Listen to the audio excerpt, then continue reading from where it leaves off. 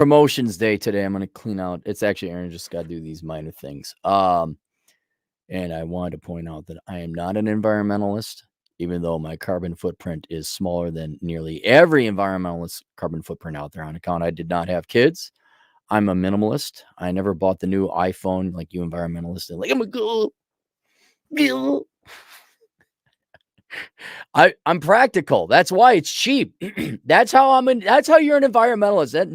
We're going aside. I'm saying something to you about economics. People don't understand the concept of pricing. All pricing, when you look at a price, what that really is how much human time and energy go into producing a product. If you want to be an environmentalist, one of the best things you could do is be a minimalist because you're not consuming. You got money, right? You make some money, right? So you got $1 million. That $1 million could sit in your account and do nothing. You could buy what you need, and there's like, say, 950,000 of it less. But then if you go and buy anything, you are commanding the global economy, predominantly China, to expend resources in the form of human labor and energy, because we don't really do things by physical human labor anymore. It's all power. And that's generated in a power plant somewhere, usually China and usually by coal. And so if you just don't spend money and you're a minimalist, you are a much better environmentalist than Karen running around or what is in all these Leonardo DiCaprio flying around in a jet. What does he spend? Oh, your buddy Al Gore, remember him with his 18-bedroom house in Tennessee? But I do that for financial reasons. I care about the environment, but I don't believe in global warming or any of this other stuff. I just well, that makes logical sense. Why would I spend money on that? And thus I'm a better environmentalist by accident. It's the same thing with solar power and my electric bike, my VeloWave bike. I got a VeloWave bike not because I cared about the environment, but quite literally, I was like, okay, gas goes down or gas goes away. There's a crisis. Do you know what it's like trekking over terrain on foot? And you got to go faster than the guys coming to get you. Do you know what it's going to be like? When I see people, it's so funny. Oh, you just doom and gloom, Cappy, and then there's riots in the Twin Cities. I'm like, oh, how is that, former people I used to hang out with in the Twin Cities? The thing I said was going to happen happened, and it's never going to happen. And or I guess even non-politically related, a hurricane hits Florida. I don't know what it is with Floridians. You wait till the last minute to hop in your car and go, and there's only like 2 major arteries off the peninsula, and there's traffic jams. Whether it's to escape a city for whatever reason, because the socialists are burning it down because they didn't get another $1 trillion in money, or there's a hurricane coming, and you're like, I better get out of here, and you want to wait. Or maybe, more practically, in a non-crisis environment, you live in a major urban area, and traffic is always jammed. I'm thinking Chicago, New York, LA. But you'd like to go down to your gym, you'd like to run your errands, and you put on about, like, say, 50 miles a week, going to the grocery store here and there, but everything's within, 2, 3, 4, 5, 6 miles. All right, an electric bike, in my case, a pedal assist bike, any one of the VeloWave bikes that are out there that tailors to your needs, you may want to think about getting an electric bike or electric scooter. Now, you don't have to get VeloWave. Obviously, I get a commission on this, and I have one. I use it, and I enjoy it. It's very practical. It's not super happy fun time. It's not like, yay. I mean, it's a big practical bike. But if I need to go, it's got a range of about 40 miles. Now, that's with a $150 guy on it. I also have the little tow cart that in case the gas goes away, I need electricity, although this would be more practical in urban setting. I could throw in my armor and weapons and food and all that other good stuff and make my way out. Then I could pass all the cars. Hello, people with environmental bumper stickers. Hello. Hello, people with left bumper stickers. You're gonna die. You wave to all the people who are dead as they're stuck on the traffic jams, and you just go right down that shoulder. Or a trail, a bike trail. You think the bike trails have to actually be much more intelligent? What, you think the bike trails are going to be backed up? Fat slob Americans with their Apple products. Socialism, socialism, more money for me. Nom, nom, nom, nom, nom, more money for me. Nom, nom, nom, why fat? More money, bail me out. Pay for my health care. You think those people are going to be on the bike paths? And you're just on your bike path. You go to your destination where you have your group of people. You have your little clan.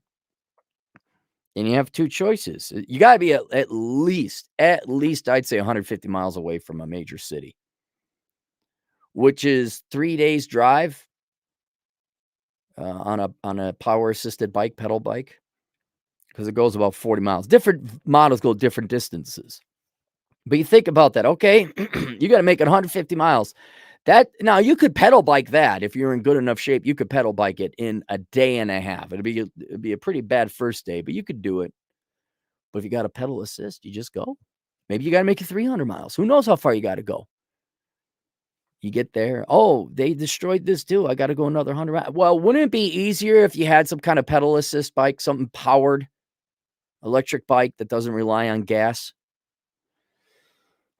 So that's why link below, and I don't have the link to my VeloWave bike. That's to the Prado S model. Obviously, you don't have to get that one. That's the one I got.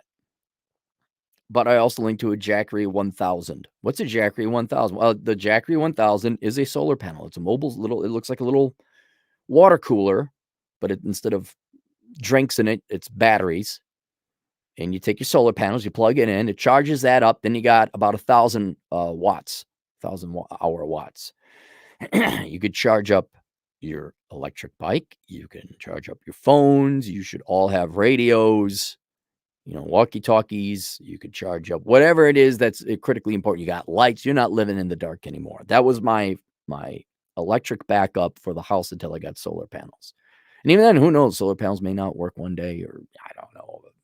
Lightning strike hits. Oh, panels are out. Oh, well, we promoted everyone based on the color of their skin and the plumbing down below, not their ability. Why is the electric grid down? I don't know. We just hired a bunch of Karens with diversity and inclusion and sociology degrees and journalism degrees. We just said, oh, there you girls go. Run the electric grid, because equality. Where's the electricity? Know where it's at? Cappy's got it. Cappy's got it. And so you could power your own transportation. Then you get to your destination.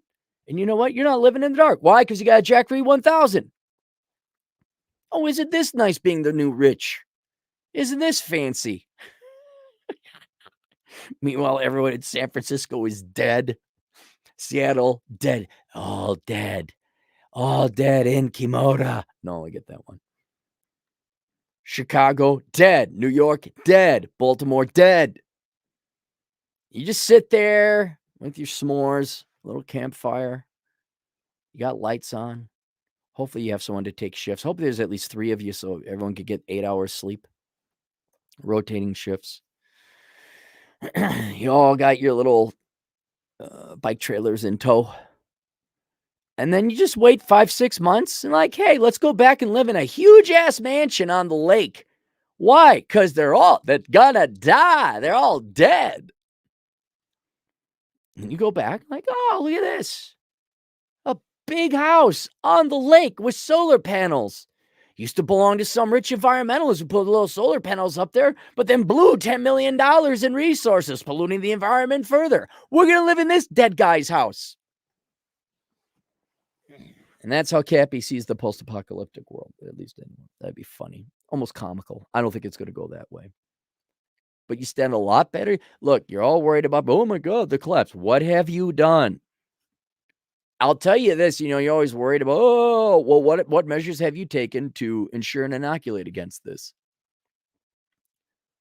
That's why I I got my silver and my guns and my bullets, but I also got food and so.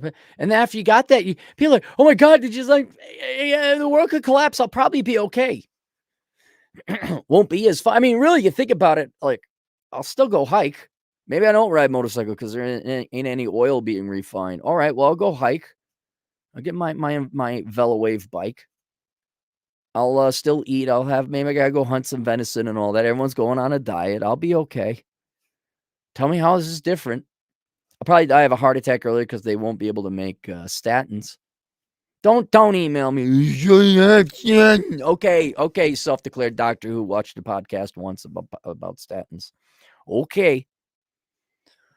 So there you go. The links to those two things are below.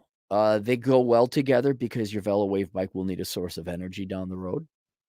What's really cool, what I do with my bike is I'll go to downtown Rapid City and I'll take the battery off and I'll go use somebody else's electricity. I'll plug it in at the cigar lounge or the bar or the coffee store. Like, hey, free transportation. And at like $4 a gallon gas, maybe it's worth it to you. So there you go. All right, we have super chats. It's weird if we get. Yeah, we do. Hat and clogs, $2. I don't know, Cappy. Those robot dogs are pretty wicked. Yeah, those are nightmares. Justin Reich, $2. Electric paramotors are becoming popular. Yeah, they're very. Before I forget, I could see them being imminently totally practical in urban settings. You really want to just get rid of traffic and find easy parking and get to your place and go where you got to go. Yeah, absolutely. Those they're very practical there, and cost effective, I'd say too. Scott Lukey, $2. How long does it take to fully recharge? That's the drawback. It takes about 8 hours. So what you need to do is you need to try. You probably want to get 2 battery packs, so you have a spare in the other one. They're not light either. There you go. All right, we'll see you guys later. Toodles.